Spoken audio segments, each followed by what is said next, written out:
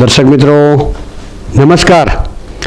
આજે અમરેલી શહેર અને અલ્તાફભાઈ અને અમરવેલી એટલે ટ્રિપલ એનું મિલન છે. આજે અમરેલી, અલ્તાફભાઈ અને અમરવલ્લી, જેને આપણે નવું નામ આપ્યું છે, તો એવા અલ્તાફભાઈને મળવા જઈ રહ્યા છીએ. તો અલ્તાફભાઈની જે સંઘર્ષ ગાથા છે, અલ્તાફભાઈની જીવનની એક શરૂઆત છે કે જેને કહેવાય કે ખૂબ સંઘર્ષ એક લારી સાથે. એણે આજની તારીખે એવું નક્કી કર્યું છે કે મારું નામ અલ્તાફભાઈ લારીવાળા છે. મારો જૂનો સમય હું ક્યારેય નહીં ભૂલો. એમનો આત્મા, એમનું મન, એની જે અંદરની શક્તિ કે જેને કહેવાય બહાર લાવી એણે, અને એની જે સચ્ચાઈ, એની ઈમાનદારી, એક અમરેલીમાં એક સચોટ અને સારા અને સાદગી ભર્યા એવા વ્યક્તિત્વ, જેને કહેવાય કે વ્યક્તિત્વનું બિરુદ મેળવવા એવા અલ્તાફભાઈને આપણે મળવા જઈ રહ્યા છીએ. તો અલ્તાફભાઈ, પ્રથમ તો અમારા દર્શક મિત્રોને આપની જે સંઘર્ષ ગાથા છે, આપે એક પાપા પગલી બિઝનેસની અંદર કરી હતી, ખૂબ તમને એક ધંધા પ્રત્યેનો રસ છે, એક લોકોને એક સારી વસ્તુ કેમ આપી, વ્યાજબી ભાવથી કેમ આપી, એ લોકોને તમારી પાસેથી શીખવાની જરૂર છે કે ધંધાને ડેવલપિંગ કઈ રીતે કરવું. એક બિઝનેસમેન તરીકે અત્યારે તમે ઓળખાવ છો અને સાદગી તો તમારી સાથે જ છે, તો એ શું છે? મજામાં માલિક. પહેલાં તો મનોજભાઈ, તમારા ને આપણે જે એમ વર્લ્ડ ન્યૂઝ છે, તમારા બધાનો પહેલાં તો ખૂબ ખૂબ આભાર કે તમે મને અહીંયા મોકો આપ્યો તમારી યારે મુલાકાતનો. કેમ કે મને કોઈક આમ બોલાવે ને એટલે હું બહુ રાજી થઈ જાઉં, એક આમ દિલમાં આખી ઉમંગ જ આવી જાય. એટલે પહેલાં તો ખૂબ ખૂબ તમારા બધાનો આભાર, ને ટોટલી આપણે અમરેલી મીડિયાને બધાનો ખૂબ ખૂબ આભાર કે તમે બધા મને સપોર્ટ આપો છો. ને બીજું ખાસ એ કે હું આ લાઈનમાં 2010માં આવ્યો, મોબાઈલની લાઈનમાં. પહેલાં હું કટલેરી વેચતો, આપણે આશીર્વાદ ફુલાર જે છે ને ટાવર રોડમાં છે, ને આ કટલેરીનું પછી મેં બંધ કર્યું. પછી ધીમે ધીમે મોટા ભાઈએ કીધું કે ભાઈ સીડીનું ચાલુ કરો, એટલે મેં સીડીનું 2 વર્ષ ચાલુ કર્યું. પણ સીડીમાં 2008માં પછી કારખાનાને જે બધું બંધ થયું ને, થોડુંક ડીમ પડી ગયું હતું. તો આપણે મોટાભાઈને કીધું, મેં કીધું ભાઈ થોડુંક મને સીડીમાં થોડુંક વેપાર ડીમ આવે છે, તો કે તને જે સારું લાગે એ કર. તો આપણે નવયુગ ઇલેક્ટ્રિકવાળા જે છે, આપણે તાલુકા પંચાયત આપણે જે લારી ઊભી રાખી, ત્યાં એ લોકોએ આપણને વડોદરા જે છે ગાયત્રી ઓડિયો, ત્યાંથી પેન ડ્રાઈવને મંગાવી દીધી. પછી પાવનવાળા છે નિખિલભાઈ, એ લોકોએ આપણને કેબલ ને ચાર્જર આપ્યા. પછી જે શિવ મોબાઈલ ને મેઘદૂતવાળા, એ લોકોએ ચાર્જર ને મોબાઈલ વગર રૂપિયા આપ્યા કે આલ્યો આ તમે વેચાય પછી આપજો. મેં તો ભાઈ મારી પાસે પૈસા નથી, તો એ કે ના વેચાય પછી આપજો. એટલે ધીમે ધીમે બધાની દુઆને બધાના આશીર્વાદને અમારા મોટાભાઈ દાઉદભાઈનો ફૂલ સપોર્ટ, અનહદ સપોર્ટ કે કે તમે વાત જવા દો, જે આપણે ફરિશ્તા કહેવાય એમ. બરાબર છે.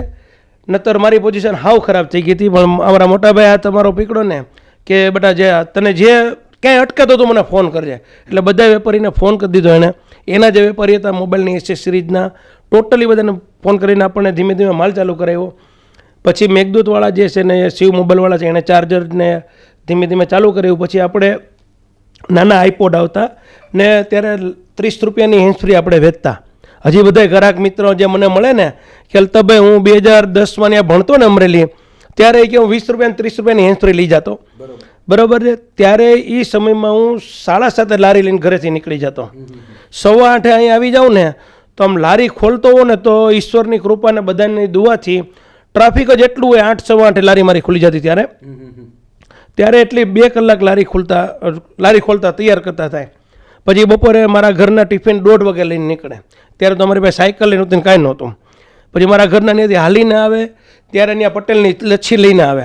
એટલે પટેલની લચ્છી લઈને આવે ને એટલે પહેલાં હું પી લઉં, ટ્રાફિક ફૂલ હોય.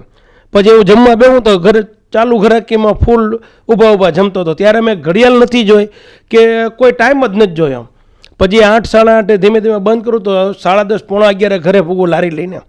એવી જ રીતે મારા ઘરનાનો મને બહુ સપોર્ટ છે કે શું કહેવાય કે એક વ્યક્તિની પાછળ આપણે જે સ્ત્રીનો હાથ હોય, એવી રીતે મારી ઘરવાળીનો મને આગળ લાવવામાં બહુ હાથ છે.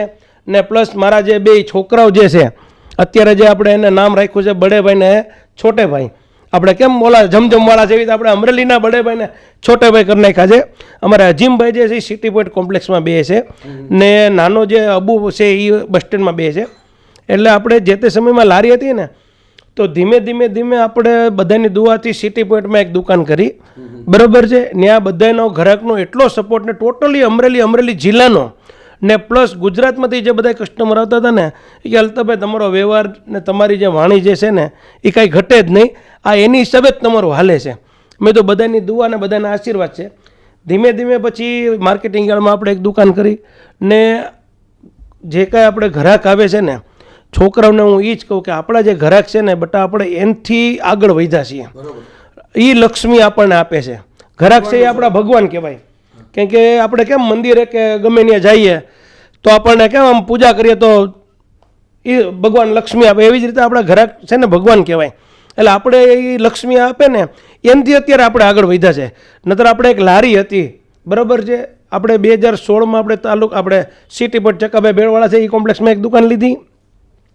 પછી થોડોક ટાઈમ થયો ને તો પછી માર્કેટિંગ યાર્ડમાં એક દુકાન લીધી, નાનો છોકરો બે ત્યાં. પછી બસ સ્ટેન્ડની અંદર એક દુકાન લીધી ને અત્યારે આપણે જે બસ સ્ટેન્ડમાં નવું જે સોપાન કર્યું છે આપણું જે A3 અલ્તાફભાઈ લારીવાળા જે છે ને પરફ્યુમ, A3 પરફ્યુમ સિગ્નેચર અત્યારે એટલું જોરદાર ધૂમ મચાવે છે કે તમે વાત જવા દો. ને એમાં હમણાં પલ આપણે ચાલુ કર્યું છે, બરાબર છે. પછી અમુક કસ્ટમર મને કે અલ્તાફભાઈ તમે લારીમાંથી કેમ સીધા અહીંયા આવ્યા?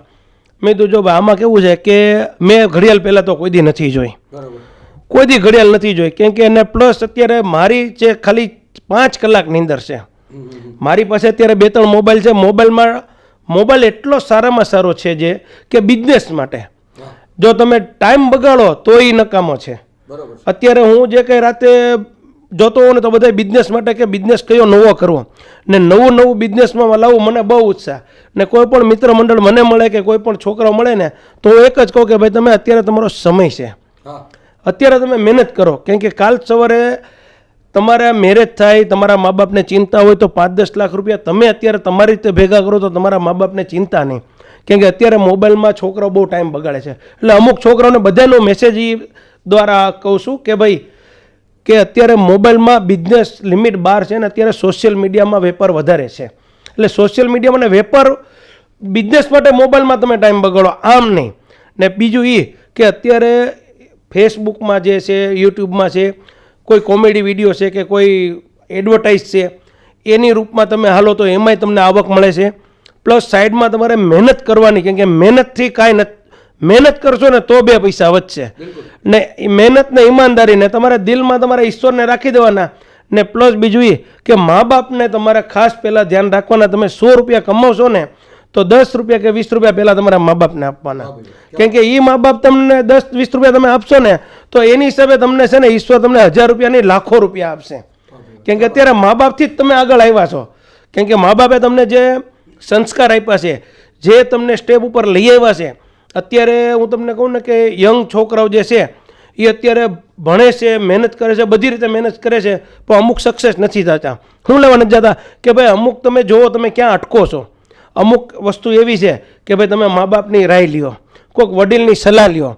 ક્યાં અટકે છે ને તમારા મા બાપને પૂછી લેવાનું કે ભાઈ હું આનાથી આગળ કેમ નથી વધતો. કોઈક વડીલ છે, આપણા મિત્ર મંડળ છે, આપણા વડીલોના મિત્ર છે, કોઈક અમુક બુઝુર્ગ છે, એની સલાહ તમે લ્યો. એટલે તમે માલિકની મહેરબાનીથી મહેનત કરશો ને એટલે ક્યાંય પાછળ નહીં પડો. કેમ કે મહેનત સિવાય કાંઈ નથી. ને મહેનત કરશો તો ઈશ્વર તમારી આંગળી પકડશે. ને હું તો દુઆ કરું કે ભાઈ બધાય આવી જ રીતે મહેનત કરીને બધા આગળ વધો.